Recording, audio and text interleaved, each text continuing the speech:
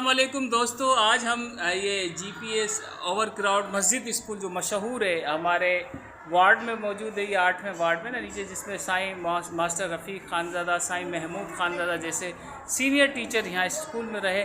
तो आज इस स्कूल में मुझे जाने का मौका मिला। वहाँ मुझे साईं ज़ियाउल हक साहब से मुलाकात हुई। उनकी मैंने मेहनत देखी कि वो बच्चों को कितने अच्छी तरह पढ़ा रहे थे और बच्चे भी जो है ना मुतमईन थे।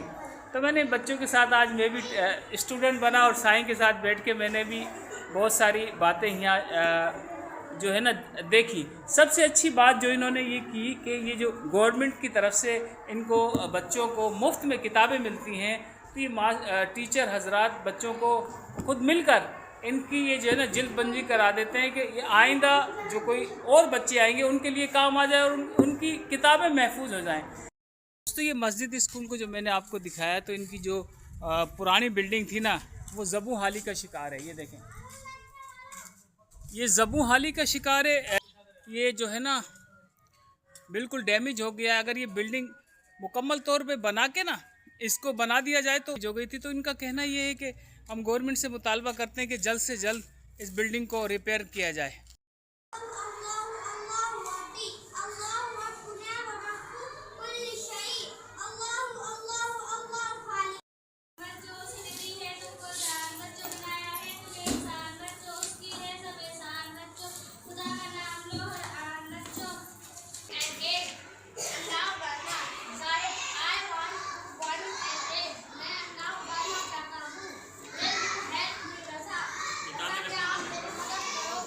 ये मुझे अच्छी बात लगी और बच्चों की स्ट्रेंथ भी देखकर मुझे बहुत अच्छा मैं हुआ।